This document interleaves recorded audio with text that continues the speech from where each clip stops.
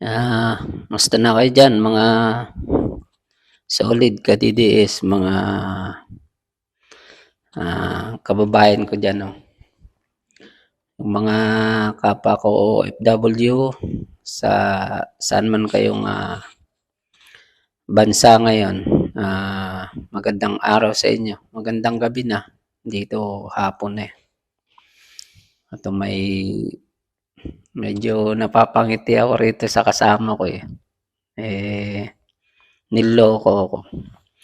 So, eto 'no, kung nakita nyo, napanood nyo yung vlog ng mag-asawa 'no, ni BBM at ni First Lady, asawa niya, tungkol dun sa yung Valentine's Day, yung parang naglolokohan na naman silang dalawa. Niloloko na naman nila yung sarili nila. Yung may mga question and answer pa nga doon na ano, makikita niyo yung nag-vlog sila, yung nakapula sila pareho. Ayan nga yung may mga tanong-tanong doon, may mga question and answer doon sa mga supporters nila Kuno. Ito nga, may nagtanong na si yung Chabilitax na nakapangalan doon. Yung Chabilitax na yun halata naman na troll yun, at baka account din ni Lisa Marcos yun kasi kung titignan mo, pag tinignan mo ron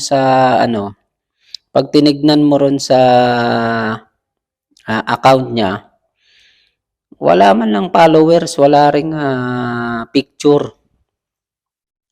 Yung mga tanong-tanong, yung tsaka yung si second child things, wala ring mga, yun naman ang profile picture nila yung mag-asawa, yun nga si Lisa tsaka si BBM. Pero kumbaga, kung iisipin natin, parang hindi naman yun yung totoo talagang nagtatanong. Parang account din nila yun at binabasa lang nila.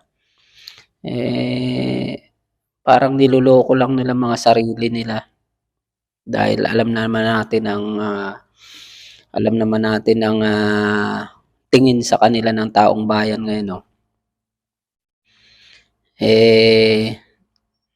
Dagdagan pa nitong nakita ko sa vlog ni dating former Secretary Jing Paras, keso dito sa Chinese New Year, nag-walk out si Lisa Marcos dahil nga kay Inday Sara daw. At ganito ka noon, okay sila ni Inday Sara. Yung pala lahat ng yun kaplastikan lang.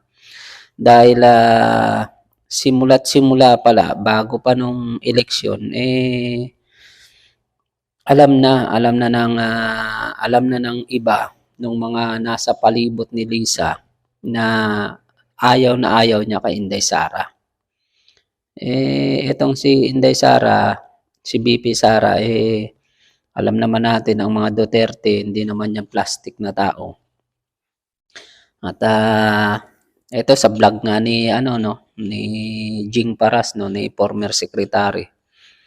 Tsaka ni Eli Solidar, yan yung si Eli Solidar, ito yung partner ni Lene Robredo noon sa sa news anchor ng RMN radio station. Magkasama nga sila ni Jing Paras, ni sino pa yung isang matanda na yun, hindi ko makilala. Pinakita pati yung undersecretary ng administrasyon ni BBM na si Emerald, kung tawagin nila si Emerald Bukangkang, kasi nga Bukangkang may video ito na sasayaw-sayaw na naka-two-piece lang at pinakita nga nila sa video. At paborito raw ni Lisa Marcos ito, ni First Lady. Ito ba yung ano, yung sinasabing bagong Pilipinas, nangangamoy bagoong na nga. Bagong Pilipinas, bawal ang makupad, bawal ang daming bawal. Pero kung titignan mo, sa kanila naman lahat tumatama yung mga ano yung mga salita nila ni BBM. At ito nga yung sa Valentine's vlog nila, yung nakapula sila kahapon ko napanood yun. Yung mga tanong-tanong kunwari ng mga nagtatanong sa kanila ng tao kuno, mukhang scripted naman na sila lang ang may gawa. At mukhang mga troll naman yung mga, kasi kung titignan mo yung si ano na yon, si Chubby Tax na yon, walang followers, walang picture. Tapos itong si second child things na to, parang lahat pambubudol yung mga ginagawa nila sa tao, na masabi lang na kunwari mahal pa sila ng taong bayan. At masabi na katulad lang yung mga tulong-tulong nila doon sa Davao sa mga kalamidad, o yun, dagdagan pa kita mo si BBM, hindi man lang pinasalamatan doon. Dahil nga galit, hindi naman natin mapagkakaila na galit ang taga Davao sa kanila. Dahil nga sa ginawa nila, yung PI na yon at yung nangyaring sakuna doon, yung landslide tsaka baha, kailan lang ba sila nagpakita ron? Dagdagan pa nito ni Tambaloslos na ang laki ng picture doon sa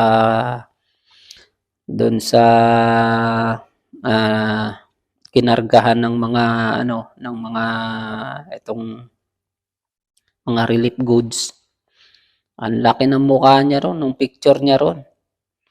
Nilagay niya pa ron na siguro akala niya kung tutulong siya ron, pupurihin siya ng taong bayan. Kilala ka na nga basang-basa ka na sa kayong administrasyon ng mga bulok, basang-basa na kayo sa taong bayan. Kaya kahit anong pakitang tao nyo, hindi na magbabago yun dahil nga mga bulok yung ginagawa nyo. Iba yung pinapakita nyo, iba yung ginagawa nyo. At yung mga relief goods nga, may mga pangalan niya pa. Pangalan ni Tambaloslos, may pangalan ng asawa niya, Tingog Party List. Hindi ba Tingog Party List yung asawa niya yan? Kaya yung mga ginagawa nyo, hindi kayo pupurihin ng tao kasi sa totoo lang, hindi naman talaga para sa tao yung ginagawa nyo, para lang sa pansarili nyo dahil karamihan parang puro kaplastikan yung ginagawa nyo. Bumalik lang yata kayo dyan, ginamit nyo lang yung mga Duterte, bumalik kayo dyan para lang malinis yung pangalan nyo, yung kabulukan ng pangalan nyo noon, nung time ng tatay mo. Kaya lang, instead na malinis nyo, lalo kayong nabulok sa pinagagawa nyo ngayon. Dagdag pa natin itong si Sandro Marcos. Hindi na nagpapakita ngayon, hindi na nakikitang bumubuntot kay tiyuhin niya na Tambaloslos. Siguro alam nila na baka pinaiwas na nila kasi bulok na yung tiyuhin, si Tambaloslos. Baka mabulok ng husto, pabulok pa lang yung pamangkin. Kaya lang nakilala na rin talaga. Sinusuka na rin ng taong bayan ngayon talaga sila.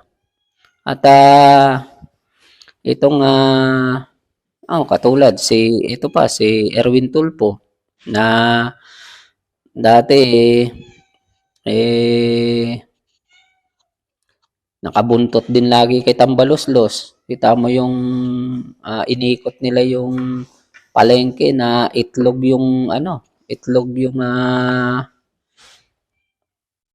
ginawa nilang naging model sila ng itlog na naging bugok na rin. Eh ngayon, hindi na rin nakikita si Erwin Tulfo. Hindi na rin nagpapakita na pabuntot-buntot kaya kay Tambaloslos siguro alam niya na na tuluyan siyang mabubulok at isusuka ng taong bayan pagka lalo siyang bumuntot-buntot dito. Kaya siguro umiwas na rin at baka pinaiwas na rin ng mga kapatid dahil baka tuluyang mabulok. Eh ngayon lumalabas pa sa survey sa pagka-senador pero ewan natin matagal pa ang eleksyon. Eh marami pang pwedeng magbago dahil siyempre na halata na rin ng taong bayan na mga hunyango. Kaya hindi natin alam pagdating ng 2025 kung tatangkilikin pa rin sila. Itong mga Tulfo. At yan nga, ito si BBM, yung mag-asawa, kahit anong mga ginagawa nyo ngayon, kilala na kayo ng taong bayan. Hindi nyo na maluloko. Dahil yung mga pinagagawa nyo, yung katulad niya, mga yan, kahit sa mga survey, nagsusurvey kayo ng mga sarili nyo, na mataas kayo sa survey, at yung mga ginagawa nyo, keso maganda ang ginagawa nyo, pero tanungin nyo ang taong bayan, kita nyo sa pag tinatanong mga taong bayan, walang nakikitang pagbabago sa mga ginagawa nyo. Yung mga pagbabago, yung mga kawalang hiyaan, yun ang mga bago. Dahil dati sa panahon ni PRRD, wala na yan eh.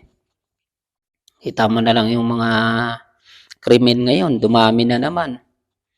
Yung mga scammer, yung mga smuggler ngayon, dumami na naman, nagsilabasan na naman. Droga, maraming nagsasabi na yung droga bumalik na naman. Wala na silang kinatatakutan eh. Paano ang pinuno, budol. Kaya dumami na rin ang budol ulit. Pag matino ang pinuno, di matino yung nasa baba. Arang si PRRD noon, matino. Di matino yung hanggang sa baba, takot. Ito ngayon yung pinuno, yung presidente, bulok. Happy ang alam. Kaya yung mga nasa baba, papetik-petik lang din. Pero yung sinabi niya ron sa campaign rally ng Bagoong Pilipinas niya, iba. Puro pampalubag loob, puro magandang salita. Pero yung nangyayari, yung gawa, puro kabulukan. Parang wala tayong nakikitang pagbabago. Kita mo itong mga presyo ng bigas ngayon. Ang daming dismayado dahil nga pinangako 20 pesos. Ngayon 20 pesos na lang yata ang sukli ng 100 sa 1 kilong bigas. Dahil sa mahal ng bigas. Tapos ang dami niya na namang pangako na kung ano-ano kaya nga katulad nga ng sabi ni Spock Harry Roque, dahan-dahan lang sa mga pangako kasi ang mga pangako natatandaan ng taong bayan yan. Katulad nung pangako na bigas na 20 pesos doon sa pangangampanya, walang natupad hanggang ngayon. Kaya nga kahit na hindi ka magsalita, kahit hindi mo ipangako, kung nangyayari, nakikita ng taong bayan, eh, alam ng taong bayan yun, alam namin yun. Kaya lang, iba yung salita nyo, iba ang nangyayari. Kaya kahit anong pampalubag loob na sinasabi nyo, kahit na anong pagkukunwari o pagpapakitang taong ginagawa nyo, sinasabi nyo, hindi mararamdaman ng tao yan. Kasi alam nila na wala talagang bulok ang sistema. Kaya yung mga nangyayari dyan, yung mga sinasabi nyo, yung mga press con nyo na mga kunwari, ang trabaho dumami, ang umunlad ang bansa, ekonomiya, humina ang bumagal ang inflation, yung mga kung ano. No. Kayo lang nakakaramdam nun. Kasi mapipera kayo. Pero yung taong bayan, hindi nila nararamdaman yun. Hindi namin nararamdaman yun. Yun ang totoo dyan. Kaya, ayan, kita mo, si BP Inday Sara, kahit na tinanggalan nyo ng confidential fund, tignan mo, ang dami niyang natutulungan ng kawani niya. Ang daming kahit hindi siya nagsasalita ng laban sa inyo, ng kung ano-ano, kita mo sa trust rating nangunguna siya. Ilan ang trust rating niya ngayon? 62 yata.